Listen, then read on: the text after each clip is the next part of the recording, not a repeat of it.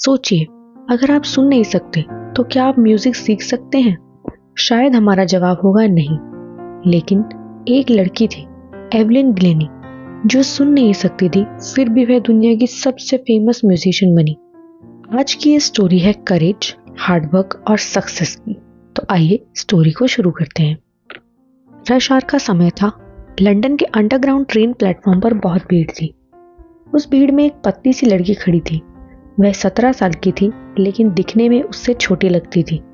बहुत नर्वस और एक्साइटेड थी, क्योंकि आज उसका फर्स्ट डे था लंदन के famous music school royal academy of music में। यह किसी भी टीनेजर के लिए चैलेंजिंग होता, खासकर उसके लिए जो स्कॉटलैंड के एक छोटे से फार्म से आई हो। लेकिन उसके सामने एक और भी बड़ा चैलेंज था। वह सुन नहीं सकती थी। उस लड़की का नाम था एवलिन ग्लेनी। एवलिन की हियरिंग लॉस अचानक नहीं हुई थी, वो धीरे धीरे हुई थी। जब वह 8 साल की थी तब उसकी मम्मी ने नोटिस किया कि कुछ गलत है। एक दिन एवलिन पियानो बजाने का इंतजार कर रही थी। तभी किसी ने उसका नाम पुकारा, लेकिन एवलिन ने कोई रिएक्शन नहीं दिया। उसकी माँ को तुरंत समझ आ गया कि एवलिन ने आवाज सुनी ही नहीं। कुछ समय तक एवलिन ने यह बात सबसे छुपाई, अपने दोस्तों से और टीचर्स को भी नहीं बताया। लेकिन जब वह 11 साल की हुई तो उसके स्कूल मार्क्स गिरने लगे। उसकी हेड मिस्ट्रेस ने उसके पेरेंट्स को सलाह दी कि उसे एक डॉक्टर के पास ले जाएं। डॉक्टर ने चेक करने के बाद बताया कि एवलिन की हियरिंग नर्व्स डैमेज हो चुकी हैं। इस वजह से उसकी हियरिंग बहुत वीक हो गई है। डॉक्टर ने एडवाइस दिया कि एवलिन हियरिंग एड्स यूज करे और डेफ स्कूल में एडमिशन ले। ये बात सुनकर एवलिन को बहुत बड़ा शॉक लगा। उसे लगा जैसे उसकी पूरी दुनिया अंधेरे में चली गई हो। उसके सपने, उसका फ्यूचर, सब कुछ खत्म हो गया हो। लेकिन एवलिन हार मानने वाली नहीं थी। उसने डिसाइड कर लिया था कि वह एक नॉर्मल लाइफ जिएगी और अपने म्यूजिक के ड्रीम को परस्यू करेगी। एक दिन उसने एक लड़की को जाइलोफोन बजाते हुए देखा। जाइलोफोन एक म्यूजिकल इंस्ट्रूमेंट होता है जिसमें स्टिक से मेटल बार्स को बजाया जाता है। उसे देखकर एवलिन ने डिसाइड किया कि वह भी जाइलोफोन बजाना सीखना चाहती है।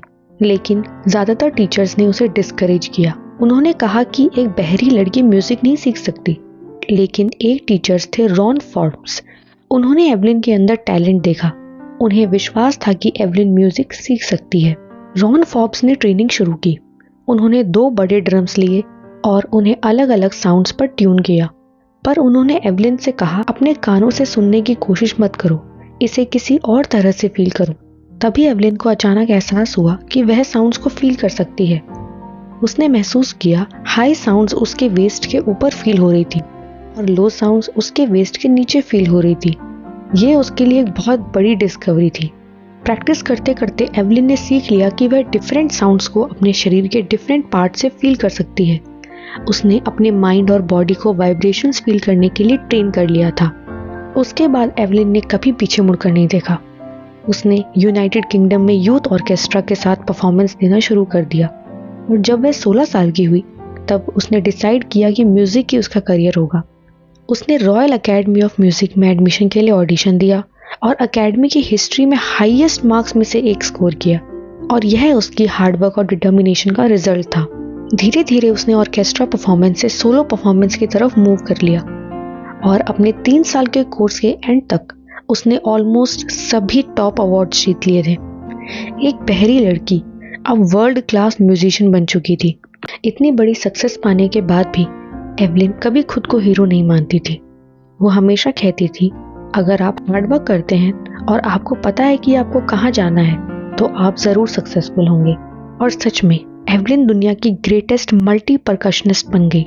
उसे लगभग 1000 म्यूजिकल इंस्ट्रूमेंट्स बजाना आता था और उसका शेड्यूल इतना बिजी था कि उसे डिफरेंट कंट्रीज में परफॉर्मेंस देने के लिए ट्रैवल करना पड़ता था। सबसे सरप्राइजिंग बात तो ये थी कि बहरा होने के बावजूद वह लोगों की हर बात समझ लेती थी। एक इंटरव्यूअर ने उसके साथ 2 घंटे बात की और एवलिन ने एक भी वर्ड मिस नहीं किया। एवलिन ने बताया कि वह लिप्स और फेस एक्सप्रेशंस देखकर समझती है। उसने मजाक में कहा, जिन लोगों की दाढ़ी बड़ी होती है उन्हें समझना थोड़ा मुश्किल होता है क्योंकि बियर्ड लिप्स को कवर कर देती है। एवलिन की स्पीच भी बहुत क्लियर थी। उसने बताया कि 11 साल की एज तक वह सुन सकती थी, इसलिए उसकी स्पीच इतनी क्लियर थी। लेकिन सबसे अमेजिंग बात यह है, उसने फ्रेंच और जापानीज जैसी लैंग्वेज भी सीख ली। जब वो स्टेज पर परफॉर्म करती थी तो ऑडियंस उसके म्यूजिक में खो जाती थी। 1991 में एवलिन को एक बहुत बड़ा अवार्ड मिला। उसे soloist of the year award दिया गया। ये अवार्ड दुनिया के बेस्ट म्यूजिशियंस को दिया जाता है। फेमस परकशनिस्ट जेम्स ब्लेड ने एवलिन के बारे में कहा, भगवान ने एवलिन से सुनने की शक्ति ले ली, लेकिन बदले में उसे एक एक्स्ट्रा ऑर्डिनरी टैलेंट दिया। उन्होंने कहा, जो साउंड हम सुनते हैं एवलिन उसे फील करती है और यही वजह है वह म्यूजिक को इतनी खूबसूरती से एक्सप्रेस करती है। एवलिन ने खुद कहा है कि वह बहुत हार्डवर्क करती है। वह नॉर्मल म्यूजिशियन से भी ज़्यादा प्रैक्टिस करती है, लेकिन उसकी मेहनत का रिवॉर्ड भी बहुत बड़ा है। एवलिन सिर्फ कॉन्सर्ट्स ही नहीं करती, वो प्रिजन और हॉस्पिटल्स में फ्री में कॉन्सर्ट भी देती है ताकि लोगों को हैप्पीनेस और मोटिवेशन मिल सके। एवलिन ने परकशन इंस्ट्रूमेंट को ऑर्केस्ट्रा में एक स्पेशल प्लेस दिलाया है। उसने प्रूव किया कि परकशन म्यूजिक भी बहुत इमोशनल और पावरफुल हो सकता है। एवलिन ने दुनिया को यह सिखाया कि अगर आपके अंदर करेज और डिटर्मिनेशन हो तो कोई भी डिसेबिलिटी आपको सक्सेसफुल होने से नहीं रोक सकती। आज लाखों लोग उसे देखकर इंस्पायर होते हैं और कहते हैं, अगर एवलिन कर सकती है तो हम भी कर सकते हैं।